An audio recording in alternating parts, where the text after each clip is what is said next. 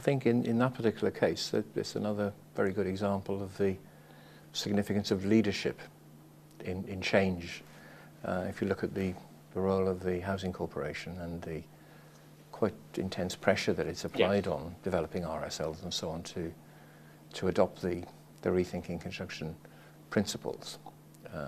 Whereas if we look maybe at individual RSLs, they may not have been quite as enamoured towards the approach as nothing quite like the budget holder, but applying pressure for change within the RSL sector. I think that's actually the Housing Corporation, or of course the HCA as it's now known, it's probably a very good example of how you can use funding, because they're now driving the sustainability agenda as well as the procurement agenda.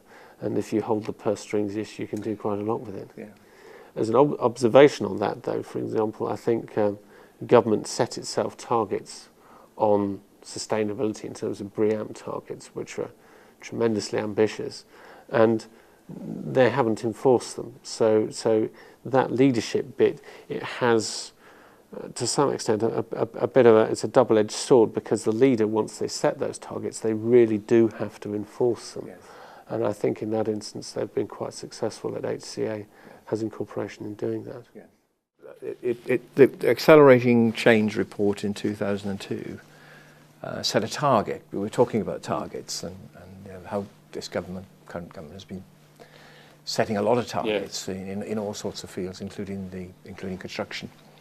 And the Accelerating Change report, which was the follow-up report to the Egan report in 1998, was suggesting that by 2007, 50% of construction work in the UK should be procured along the lines or the principles of the Rethinking Construction report. A couple of years ago, I remember attending a major conference in London where it was suggested that we were quite a long way away from achieving that target of 50%, as set out in the Accelerating Change report. From what you're saying, I guess you would concur with that view. Depending, I take your point that it's quite difficult to actually define what we mean by collaborative working. But if we were looking along the lines maybe of certainly more integrated teams, are we still talking of being quite short of that target figure? If one was to use design and build as an equivalent of an integrated team, I think that's been a growing proportion for an extended period of time. At what point with design and build you move from a situation whereby there is a requirement for an integrated team to effectively just delivering a very generic product? That might help us say, well, at that point, the definition of design and build, that no longer helps in terms of an integrated way of working. We probably also need to think about the nature of some of the sectors in which we operate in. We know that in terms of civils, roads, for example, those are almost completely integrated teams in the way that they've worked, and the frameworks have been established by Highways Agency for a long time, which is the major contractors and the major engineers working together. When I think about house building, I suspect that there's less need for that. You've got a product that is fairly well known, delivered by very, very, very disaggregated design teams in a very very disaggregated supply chains in very local marketplaces. So there's probably only a certain chunk of workload that you would actually say would benefit from being delivered in a collaborative way. And I think we have probably moved on quite a long way.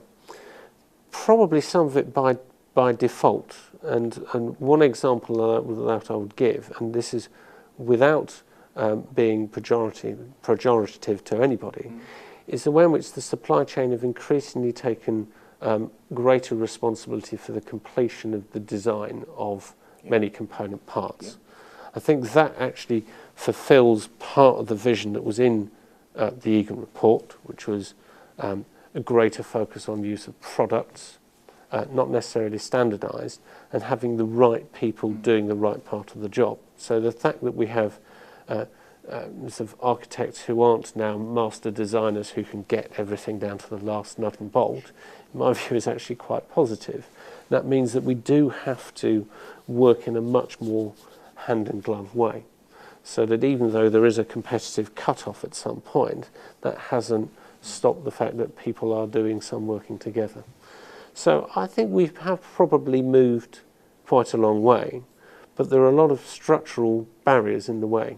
And if I take just one example, it would be something like insurances, whereby consultants are almost required to work in a certain way, control their access to their design material, so that the interests of their insurers are protected.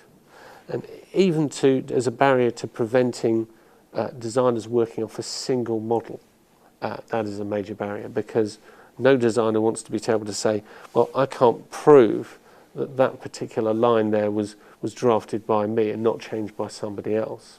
So we end up still working within these silos. Until those very big problems get cracked, I think there's always going to be a limitation in what's achievable.